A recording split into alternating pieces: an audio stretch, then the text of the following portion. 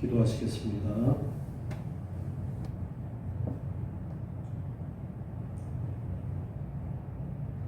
하나님, 오늘도 예배하며 귀한 예물을 드립니다. 아버지 하나님께서 귀한 예물 드리는 손길들을 기억하시고 약속하신 말씀을 따라서 귀하신 은혜를 더하여 주시옵소서.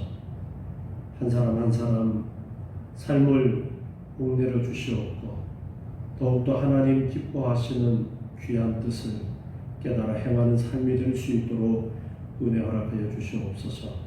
11조를 드리는 손길들을 기억하시고 물질이 쌓을 것이 없도록 복내려 주시옵고 황충해를 잊지 않게 도와 주시옵소서. 감사하며 소원을 담아 귀한 예물을 드립니다.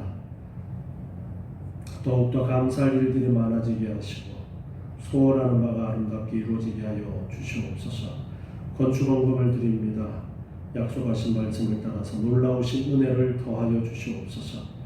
선교헌금을 드립니다. 복음 증거하는 자의 복을 내려주셔서 하늘의 별과 같이 빛나는 귀한 은혜를 허락해 주시옵소서.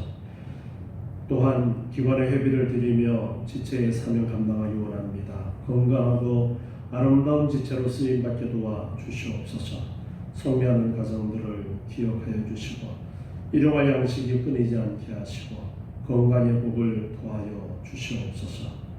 봉사하는 자의 손길들을 기억하시고 더욱더 감사와 기쁨으로 섬길 수 있도록 아버지 하나님께서 생활을 축복해 주시옵소서. 코로나로 인하여 많은 어려움을 당하고 있습니다. 우리 성도들 삶을 살펴주셔서 형통함으로 함께하여 주시고 건강을 지켜 주시옵소서.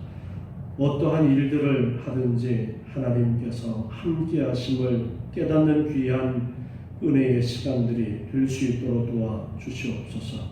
이 나라를 다스리는 위정자들에게 지혜를 주셔서 이 위기를 잘 극복할 수 있도록 하나님 도와 주시옵고 하나님을 의지하는 지혜를 허락해 주시옵소서. 오늘도 예배 가운데 아버지 하나님께서 귀하신 은혜가 저희 가운데 충만하기를 소원합니다. 진리의 말씀으로 충만케 하여 주시옵고 온전히 하나님 기뻐하시는 귀한 뜻을 깨닫는 은혜의 시간 되게 하여 주시옵소서. 예수님의 이름으로 기도드리옵나이다. 아멘.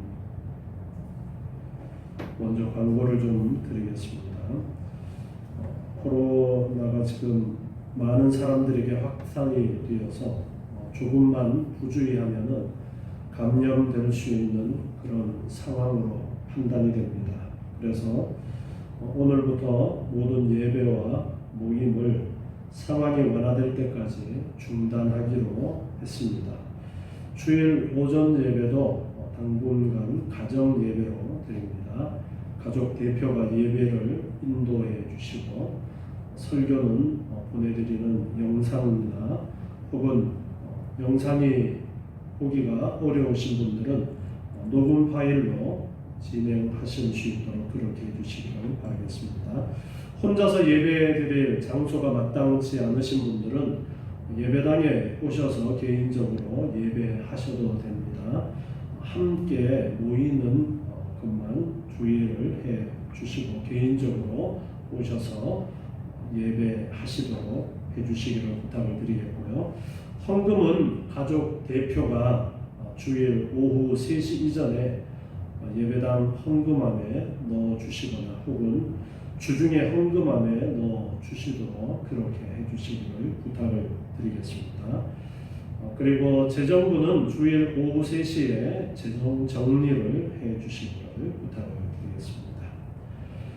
또한 정부가 지혜롭게 잘 대처해야 되는데 사태가 터지는 데에 따라서 우왕좌왕하는 그런 안타까운 모습을 보이고 있습니다. 위정자들에게 지혜를 달라고 우리 함께 기도해야 되겠습니다. 그리고 같이 모여서 예배하는 것을 우리가 지금 조심을 하고 있습니다. 개인적으로는 예배당에 나오셔서 기도하는 일들을 할 수가 있습니다. 꼭 주일 모여서 예배하는 이 시간을 함께하지 못하는 대신에 주중에 한 번 이상씩은 예배당에 나와서 이 코로나 사태와 그리고 나라와 교회를 위해서 함께 기도해 주시기를 부탁을 드리겠습니다. 광고 이상입니다. 오늘 말씀으로 함께 은혜 나누도록 하겠습니다. 오늘 신명기 21장 10절부터 14절까지 말씀을 읽고 우리가 함께 은혜 나누기를 원합니다. 앞에 신명기 21장 1절부터 9절 앞에 배웠던 말씀에서는 범인을 찾을 수 없는 살인 사건이 일어났을 때에 가장 가까운 성읍의 장로들이 송아지를 잡아서 대속함으로써 하나님의 백성들이 사는 곳에 죄를 제거하라고 가르쳐 주셨습니다. 21장 9절 말씀을 보면 신명기 21장 9절에서 너는 이와 같이 여호와의 보시기에 정직한 일을 행하여 무죄자의 피 흘린 죄를 너희 중에 제할지니라 그렇게 말씀을 하셨습니다. 이것은 예수 그리스도를 통한 대속을 가르쳐 주시는 그러한 그림자를 가르쳐 주시는 그러한 내용이었습니다. 하나님 나라 백성들은 예수 그리스도의 대속이 있었기 때문에 죄의 문제를 해결하고 하나님의 나라 백성으로 살아갈 자격을 얻게 된 것입니다. 계속해서 이제 오늘 말씀에서 택함받은 하나님의 백성들이 어떻게 약속의 땅에서 살아야 할지를 배우도록 하겠습니다. 오늘 10절 말씀을 보면은 내가 나가서 대적과 싸움함을 당하여 내 하나님 여호와께서 그들을 내 손에 붙이심으로 내가 그들을 사로잡은 후에 이렇게 말씀하고 있습니다. 전쟁을 하고 승리하여 포로로 잡아온 사람들을 어떻게 할지에 대해서 말씀하고 있습니다. 먼저 그 전쟁의 승리는 여호와께서 주신 것이라고 말씀하십니다. 하나님의 허락 없이 되어지는 것은 아무것도 없습니다. 전쟁을 명하시고 그 전쟁에서 승리를 주시는 것도 여호와 하나님이십니다. 그 사실을 먼저 기억하면서 전쟁 포로에 대하여 가르쳐 주신 말씀을 보겠습니다. 특별히 포로로 잡은 여인의 경우를 들어서 말씀을 하고 있습니다. 내가 만일 그 포로 중에 아리따운 여자를 보고 연연하여 아내를 삼고자 하거든. 자, 이렇게 포로로 잡은 여인 중에 아리따운 여인을 보았을 때라고 말씀하고 있습니다. 여기 아리따운이라는 의미는 외적인 미모만을 의미하는 단어가 아니라 그 여인의 내적인 그리고 외적인 아름다움을 모두 포함해서 표현하는 그러한 단어입니다. 정말 마음에 드는 여인을 포로 중에서 발견하여 이제 아내로 삼고자 할 때에 어떻게 해야 할지를 가르쳐 주십니다. 하나님께서 전쟁을 선포하시고 그 전쟁에 승리하도록 해주시고 이제 그 전쟁에서 여러 전리품들을 가지고 오는 가운데 이제 여자와 아이들을 포로로 잡아와서 이제 종으로 쓰게 되어지는데 그 중에 아름다운 여인을 너무나 마음에 드는 여인을 발견하게 되었을 때에 이제 그 여인을 아내로 삼고 싶어요. 그때에 어떻게 해야 되는지에 대해서 말씀을 하고 있습니다. 하나님께서는 가나안 땅에 살고 있는 그러한 족속들은 다 멸하라고 말씀하시고 포로로 잡아오지도 말고 다 멸하고 그들과 혼인도 해서는 안 된다라고 말씀하셨습니다. 그렇지만 그 가나안 땅에 살고 있는 그러한 족속들 이외에는 포로로 잡아올 수가 있었습니다. 여기에서 언급되는 여인도 가나안에 멸해야 되는 그러한 족속이 아닌 다른 족속의 포로로 잡혀온 여인에 해당하는 것입니다. 12절 말씀을 보니까 그를 내 집으로 데려갈 것이요 그는 그 머리를 밀고 손톱을 베고 이렇게 말씀하고 있습니다. 집으로 데려간다. 이 전쟁에서 얻은 노획물이나 포로를 개인 소유로 삼을 수 있다는 것을 말씀하고 있습니다. 이것은 하나님께서 허락하신 그러한 상황인데요. 그렇지만 포로된 여자를 자신의 집으로 데려갔다라고 해서 곧바로 아내로 삼을 수 없었습니다. 정해진 규례와 법도를 따라서 그 여인으로 하여금 성결을 유지케 한 다음 이스라엘 공동체의 일원으로 또한 자신의 아내로 삼을 수 있었습니다. 그래서 머리를 밀고라고 말씀하고 있어요. 성경에서 이 머리털을 미는 행위는 대개 회개와 속죄를 상징하고 이것은 성결 예식으로도 행해지기도 했습니다. 여기서도 포로된 여인의 머리를 미는 것은 자신의 옛 이방 모습을 벗어버리고 이스라엘 사회에서 새로운 삶을 시작한다는 정결 의식으로 볼 수 있습니다. 그리고 손톱을 베고 또 그렇게 말씀하고 있어요. 고대인들이 이 머리털 다음으로 소중히 여기서 함부로 베지 않았던 것이 손톱입니다. 그런데 이러한 손톱을 깎는다는 것은 머리털을 미는 것과 마찬가지로 외면적인 변화를 통해서 이방인으로서의 이전 생활을 청산한다는 그런 것을 의미하고 있습니다. 다음으로 이제 또 13절 말씀에 보니까요. 또 포로의 의복을 벗고 내 집에 거하며 그 부모를 위하여 1개월 동안 애곡한 후에 내가 그에게로 들어가서 그 남편이 되고 그는 내 아내가 될 것이요 이렇게 말씀하고 있습니다. 포로의 의복을 벗고 이것은 포로된 여인이 자신의 삶의 위치를 완전히 바꾸는 것을 상징하고 있습니다. 즉 이제 그녀가 포로의 몸에서 자유의 몸으로 이방인의 신분에서 이스라엘의 신분으로 전환하는 것을 의미합니다. 일찍이 이제 창세기에 보면은 세겜에 살고 있던 야곱 가족도 신앙 개혁을 단행할 때에 이와 유사하게 의복을 바꾸어 입고 옛 관습들을 버렸다라는 말씀을 우리는 볼 수가 있습니다.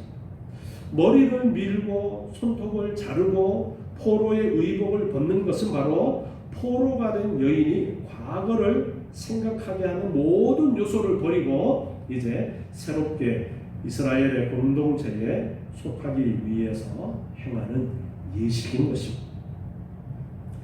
그리고 다음에는 보니까 부모를 위해서 1개월 동안 애곡하는 시간을 주었습니다. 이처럼 남편 된 사람의 집으로 인도된 여인에게 자신의 부모를 위해서 한 달 동안 애곡할 수 있는 기간이 주어진 것은 이 기간을 통하여 그 여인이 자신의 고향이나 가족을 떠난 슬픔을 정돈하고 자신의 앞날을 준비할 수 있게 하기 위한 것입니다. 이스라엘 공동체는 이렇게 거룩을 유지해야 되기 때문에 정결의 예식을 통하여 과거 이방인의 삶을 청산하고 이제 이스라엘 공동체 안으로 들어오게 되고 또 그녀를 위해서 가족을 떠난 슬픔을 정돈할 한 달의 시간을 보내게 한 이후에 아내로 맞이할 수가 있었습니다.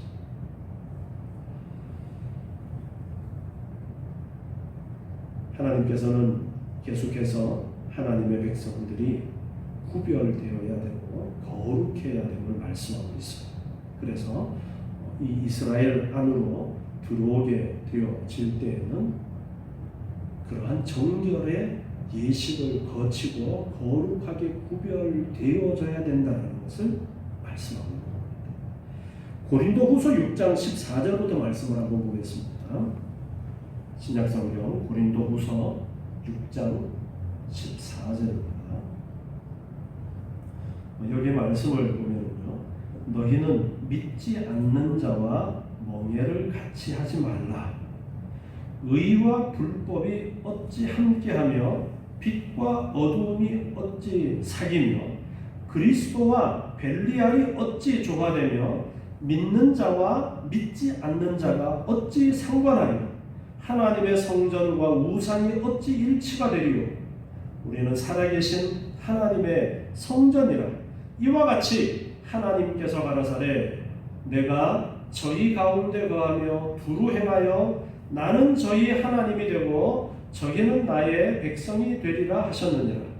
그러므로 주께서 말씀하시기를 너희는 저희 중에서 나와서 따로 있고 부정한 것을 만지지 말라. 내가 너희를 영접하여 너희에게 아버지가 되고 너희는 내게 자녀가 되리라. 전능하신 주의 말씀이니라 하셨느니라. 여기에 보면은 사도 바울이 믿지 않는 자와 멍에를 같이 하지 말라라는 그러한 말씀을 하고 계십니다. 믿지 않는 자와 함께 멍에를 맨다라는 것. 멍에라는 것은 이제 짐승 위에 올려서 밭을 가는 쟁기나 그런 것을 연결하기 위해서 사용하는 도구를 말씀하고 있어요. 같이 멍에를 맨다라는 것은 같이 그 일을 해 나간다라는 것을 의미하고 있는데, 그 어떤 관계보다가 부부 관계라는 것은 함께 멍에를 매는 그러한 관계인 것입니다. 그래서 불신자와의 결혼에 대해서 함께 해서는 안 된다라는 것이 신약의 가르침입니다. 믿지 않는 자와 결혼에 대해서 또한 고린도전서 7장 13절부터 말씀을 또한 보시면요, 고린도전서 7장 13절에 어떤 여자에게 믿지 아니하는 남편이 있어 아내와 함께 살기를 좋아하거든 그 남편을 버리지 말라. 여기에 말씀은 결혼을 하고 난 다음에 예수를 믿게 되어진 그러한 가정의 예를 들어서 말씀을 하고 있습니다. 결혼을 하고 나서 어느 한쪽이 예수를 믿게 되었을 때에 이혼을 하지 말라라는 것을 말씀하고 있는 거예요.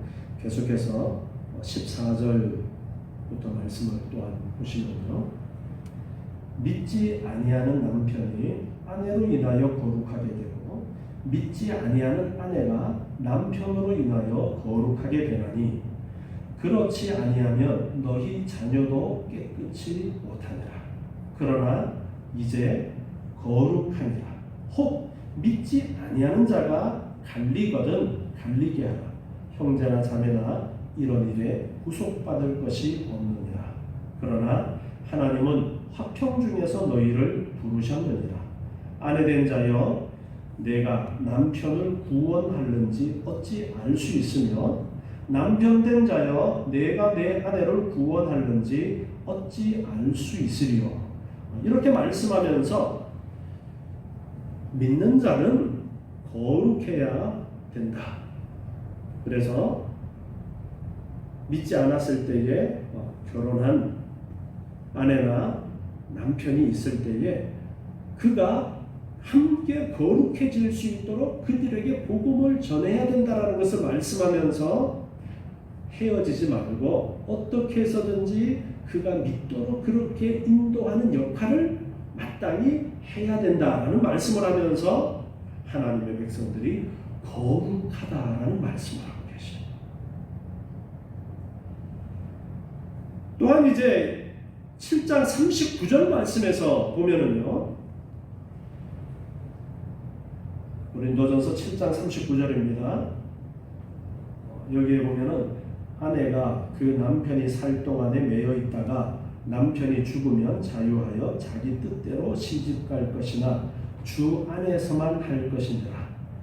네, 여기에 말씀은 남편이 있는 동안에는 그 남편과의 부부 관계가 성립되기 때문에 다른 곳에 다른 사람과 결혼을 할 수 없는데, 남편이 죽고 나면은 이제 자유하게 되어져서 시집 갈 수 있다라는 그러한 상황 속에서 말씀을 하고 있습니다. 그래서 다른 데 시집을 갈 수 있는데, 그때에 뭐라고 말씀하시느냐면은 주 안에서만 할 것이니라, 이렇게 말씀하고 있어요. 예수를 믿기 전에 결혼한 이후에는 헤어지지 말고 어떻게 해서든지 그 아내나 남편 믿지 않는 그 가족들을 믿도록 만들어서 그 가족이 함께 거룩한 가정을 이루도록 해라, 그렇게 권면하고, 그 다음에 믿은 사람이 과부가 되었을 때에 다시 다른 남자와 결혼을 할 수가 있는데, 그때는 주 안에서만 하라. 즉 이제 내가 예수를 믿고 나서 결혼의 대상을 찾게 될 때에는 믿는 자 중에서 찾아라, 그렇게 말씀을 하고 있어요. 오늘 신명기 본문에서도 이방에서 여인이 이제 이스라엘 공동체 안으로 들어와서 결혼을 하게 되어지면 부부가 되는 것이죠. 한 몸이 되는 것이죠. 하나가 되는 것이죠. 그렇기 때문에 그렇게 이방인이 이스라엘 공동체 안으로 들어오게 되어질 때는 그냥 결혼하는 것이 아니라 반드시 정결케 하는 그러한 과정을 거쳐야 된다라는 말씀을 하고 있습니다.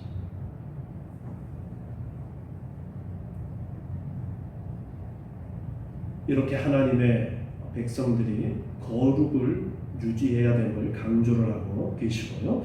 그리고 이제 이어서 오늘 14절에서는 포로와 결혼한 그 이후에 대해서 또 말씀을 하고 있어요. 14절 보니까 그 후에 내가 그를 기뻐하지 아니하거든 그 마음대로 가게 하고 결코 돈을 받고 팔지 말지라.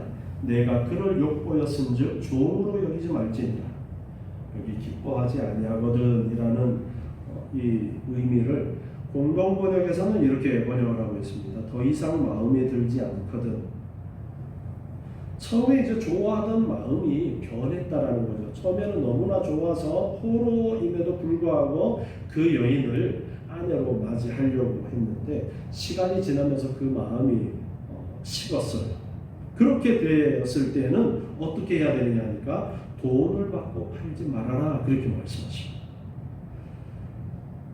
포로는 종으로 부릴 수가 있었어요. 노예처럼 사고 팔 수도 있었습니다. 그런데 아내로 삼았거나 아내로 삼으려고 이제 정결에 그러한 예식을 치르고 이스라엘 공동체 안으로 들어오는 그러한 의식을 치르고 이스라엘 공동체 안으로 들어오게 된 그 사람에 대해서는 너가 종이나 노예로 대해서는 안 된다라는 것을 말씀하십니다. 그래서 돈을 받고 팔지 말아라.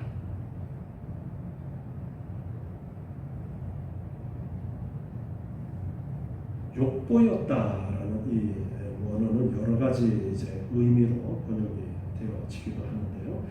비천하게 다루다, 창피를 주다, 치욕을 주다, 또 몸을 버려놓다, 그렇게 번역되어지는 성경마다 조금씩 다르게 그렇게 번역을 하고 있는데 결국은 그 여인에게 육체적, 정신적으로 피해를 입히게 된 것을 말씀하고 있어요. 너가 그 여인에게 육체적으로, 정신적으로 피해를 입혔기 때문에 그 여인을 이제 종이나 노예로 생각해서는 안 되고 자유롭게 내어주어야 된다, 그렇게 말씀하고 있습니다.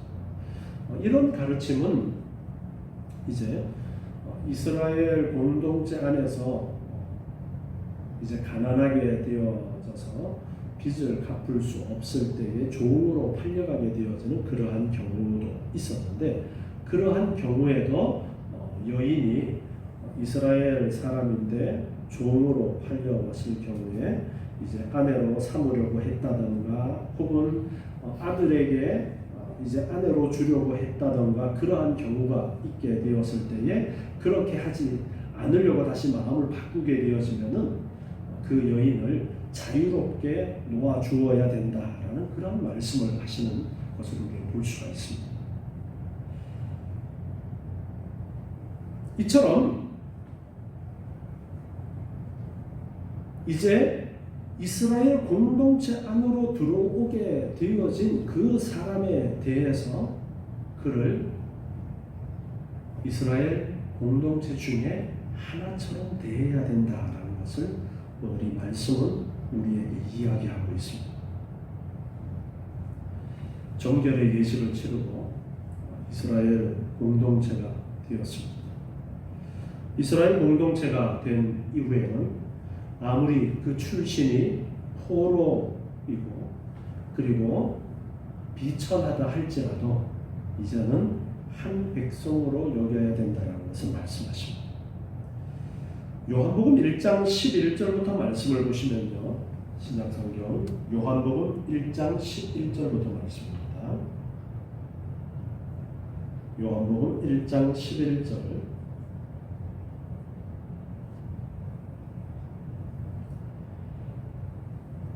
보겠습니다. 자기 땅에 오매 자기 백성이 영접지 아니하였으나 영접하는 자 곧 그 이름을 믿는 자들에게는 하나님의 자녀가 되는 권세를 주셨으니 이는 혈통으로나 육종으로나 사람의 뜻으로 나지 아니하고 오직 하나님께로서 난 자들이니라. 아멘. 여기 11절에 보니까 자기 땅에 오매 자기 백성이 영접지 아니하였다. 자기 땅에 왔는데 자기 백성이 영접지 아니하였다. 예수님에 대해서 말씀을 하시는 부분이에요. 자기 백성이 영접지 아니하였다. 즉 먼저 하나님의 택하심을 받았던 이스라엘이 예수님께서 이 땅에 오셨을 때에 영접하지 아니하였다라는 것을 말씀하고 있습니다. 그리고 이어서 영접하는 자, 곧 그 이름을 믿는 자들에게는 하나님의 자녀가 되는 권세를 주셨으니 이것은 혈통으로나 육정으로나 사람의 뜻으로 나지 아니하고 오직 하나님께로서 난 자들이다. 그렇게 말씀하고 있어요. 예수를 믿음으로 이제 하나님의 자녀가 된다는 말씀을 하면서 앞에 11절에서는 자기 백성은 영접지 아니하였다. 오늘 이 이방인 중에서 포로로 잡혀온 여인이 정결의 예식을 치르고 이제 이스라엘 공동체의 일원이 되는 그러한 과정을 말씀하는 부분을 배웠는데 이것이 바로 예수 그리스도를 믿으면은 처음에는 자기 백성이 아니었지만 하나님의 택한 백성이 아니었지만 이제는 하나님의 자녀가 되는 권세를 주신다. 그 말씀을 지금 요한복음 1장에서 하고 계시는 거예요. 그래서 영접하는 자, 그 이름을 믿는 자에게는 하나님의 자녀가 되는 권세를 주신다. 그것은 혈통으로 되어진 것이 아니고 육정이나 사람의 뜻으로 되어지는 것이 아니라 오직 하나님께로서 난 자라. 그렇게 말씀하고 있습니다. 우리도 이방인이었습니다. 그러나 예수 그리스도께서 우리에게 허락하신 그 구속의 귀한 은혜 때문에 우리가 그 예수를 믿음으로 하나님의 자녀, 하나님의 백성에 들어오게 되었습니다. 오늘 이 신명기서에서 말씀하고 있는 이 말씀은 바로 이 예수를 믿음으로 이제 이방인이라 할지라도 비천한 신분이라 할지라도 비록 포로의 신세라 할지라도 하나님의 백성이 될 수 있는 길을 미리 보여주시는 그러한 그림자라고 말할 수가 있습니다. 우리는 이제 예수를 믿고 하나님의 백성이 되었어요. 포로로 잡혀온 여인이라 할지라도 정결의 예식을 치르고 이스라엘 공동체 안으로 들어오게 되어지면은 그는 이스라엘 백성 중 하나처럼 대해야 된다라는 말씀을 통해서 하나님의 공동체 안으로 들어오게 되어지면은 이제는 변함없는 하나님의 백성이라는 것을 가르쳐 주셔요.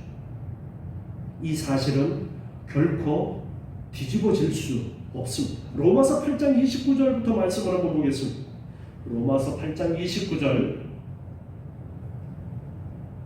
하나님이 미리 아신 자들로 또한 그 아들의 형상을 본받게 하기 위하여 미리 정하셨으니 이는 그로 많은 형제 중에서 맏아들이 되게 하려 하십니다. 하나님께서는 미리 아신 자들을 택하여서 맏아들이 되게 하신다. 바로 우리를 가리켜서 말씀하고 있습니다. 그 아들의 형상을 본받도록 하기 위해서 미리 정하시고 예수를 믿음으로 맏아들이 되게 하신다. 여기에 맏아들이라는 이 의미는 상속자라는 의미를 말씀하시는 거예요. 예수님이 참 하나님의 아들로서 계시고 우리도 그의 복음과는 하나님의 나라를 유업으로 물려받아 하나님의 나라에서 왕권을 누리면서 우리가 살게 되어지는 그 놀라운 은혜가 하나님의 자녀로서 상속받는 그 놀라운 은혜가 우리에게 주어졌다. 그 말씀을 지금 로마서 8장 29절에서 하고 계시는 것입니다.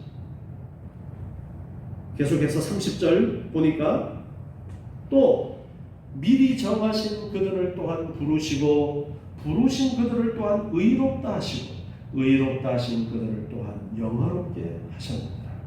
그런즉 이 일에 대하여 우리가 무슨 말 하리요? 만일 하나님이 우리를 위하시면 누가 우리를 대적하리요? 하나님이 우리를 하나님의 자녀 삼아 주셨는데 누가 우리를 대적하겠는가? 하나님이 우리를 위하시는데 하나님이 우리를 위하셔서 하나님의 자녀 삼아 주셨는데 누가 대적할 수 있겠는가? 라고 그렇게 말씀하고 있습니다. 35절에 이어서 또 보시면요, 로마서 8장 35절에 누가 우리를 그리스도의 사랑에서 끊으리요? 누가 우리를 그리스도의 그 사랑에서 끊을 수가 있는가? 예수 그리스도를 통해서 우리를 구속하신 하나님의 그 놀라운 사랑, 우리를 위하여 십자가에서 못 박혀 죽으신 그 예수 그리스도의 그 놀라운 사랑의 그 은혜, 그 능력을 누가 끊을 수 있겠는가? 누가 없이 할 수 있겠는가? 환난이나 곤고나 핍박이나 기근이나 적신이나 위험이나 칼이랴. 38절도 봅니다.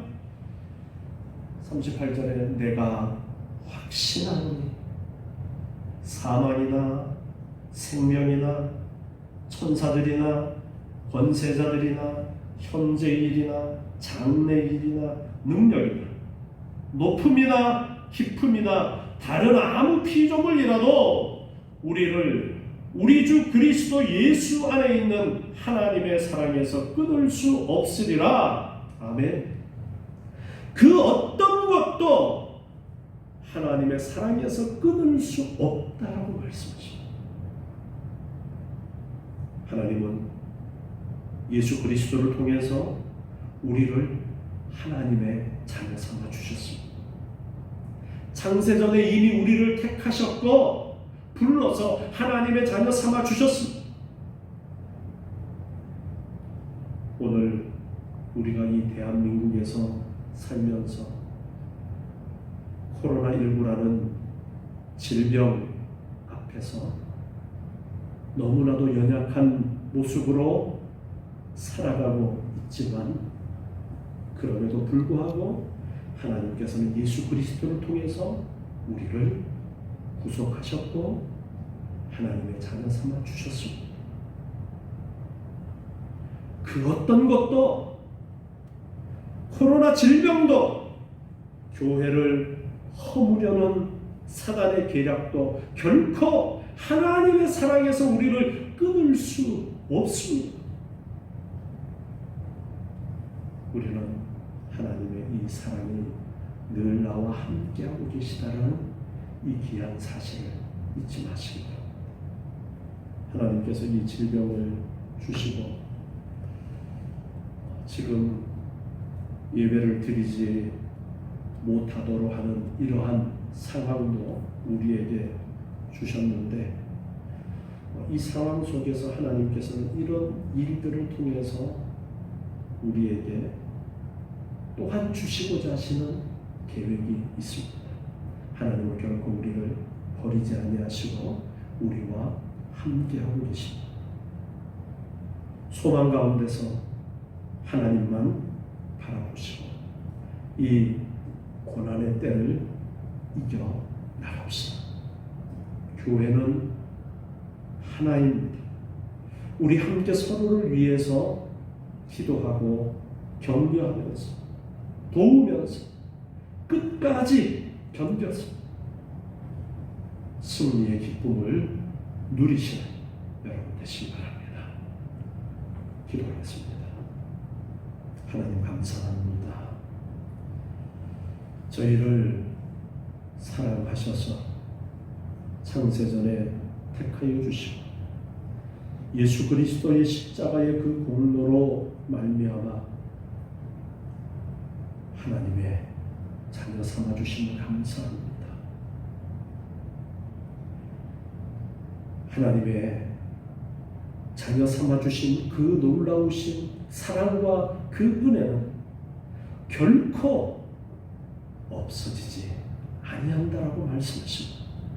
하나님의 그 사랑은 그 어떤 것도 끊을 수 없다라고 말씀하고 계십니다. 이 어려운 때에 이 말씀을 붙들고 더욱더 하나님을 의지하는 저희들 되게 도와주시옵소서. 비록 함께 모여 예배하지 못하는 상황 가운데 있어도 아버지 하나님 더욱더 하나님을 바라보게 하시고 하나님을 예배하게 하시고 이것이 또한 합력해서 선을 이룰 수 있는 귀한 은혜로 이끌어 주실 줄 믿습니다. 우리 모든 성도들 서로를 위해서 더욱더 기도하고 힘을 모아서 서로 도와가면서 이 어려운 시기를 잘 극복하고 더욱더 귀한 믿음의 사람들 되게 하여 주시옵고 아버지 하나님의 세상이 교회를 욕하고 교회를 무시하고 짓밟는 이때에 저희들은 더욱더 교회를 소중하게 여기고 하나님 살아계심을 깨닫고 하나님 두려워하는 그러한 삶의 모습으로 세상 사람들에게 하나님의 전능하심을 드러내고 하나님의 영광을 드러내는 저희의 삶이 되게 도와주시옵소서. 또한 하나님의 이 놀라우신 사랑과 구속하여 주시는 그 은혜를 세상을 향하여 증거하는 저희의 복된 삶이 될 수 있도록 도와주시옵소서. 아버지 하나님 우리 성도들의 생활을 지켜주시옵소서. 건강을 지켜주시옵소서. 직장을 지켜주시옵소서. 학교를 지켜주시옵소서. 어디에서 무엇을 하든지 하나님께서 늘 함께하여 주셔서 건강하고 안전하게 지켜주시옵소서. 어제보다 오늘이 오늘보다 내일이 더욱더 아버지 하나님께서 내려주시는 복으로 말미암아 감사와 기쁨이 넘치는 귀한 삶이 되도록 주님 은혜 허락하여 주시옵소서. 예수님의 이름으로 기도드리옵나이다. 아멘.